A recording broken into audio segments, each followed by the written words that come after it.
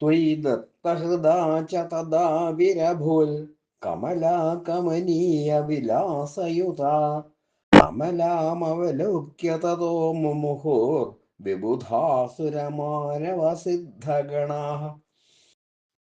അങ്ങയിൽ അർപ്പിത ഹൃദയയും മനോഹര വിലാസങ്ങളോടുകൂടിയവളുമായ ലക്ഷ്മി ദേവിയും പാൽക്കടലിൽ നിന്ന് ആവിർഭവിച്ചു. പരിശുദ്ധയായ അവളെ കണ്ടപ്പോൾ ദേവാസുര മനുഷ്യന്മാരും സിദ്ധഗണങ്ങളും എല്ലാം മോഹിച്ചു.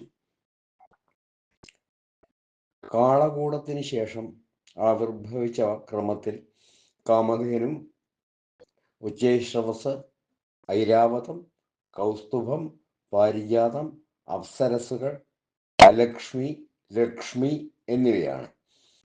ഒന്നാം ശ്ലോകത്തിൽ പാരിജാതവും രണ്ടാം ശ്ലോകത്തിൽ കൗസ്തുഭവും പറഞ്ഞുവെങ്കിലും കൗസ്തുഭത്തിന് ശേഷമാണ് പാരിജാതത്തിൻ്റെ ആവിർഭാവം. ഇവിടെ ചകാരം പ്രയോഗിച്ചിരിക്കുന്നത് പറഞ്ഞിട്ടില്ലാത്ത അലക്ഷ്മിയെ അഥവാ ജ്യേഷ്ഠാ ഭഗവതിയെ ഉദ്ദേശിച്ചാണ്. മംഗളകാര്യങ്ങൾക്കിടയിൽ അക്കാര്യം വ്യംഗ്യമായി മാത്രം സൂചിപ്പിക്കുന്നു. എട്ടാമതായി, ലക്ഷ്മീദേവി അവതരിച്ചപ്പോൾ ആ സൗന്ദര്യധാമത്തെ കണ്ടവരെല്ലാം വിമോഹിതരായി.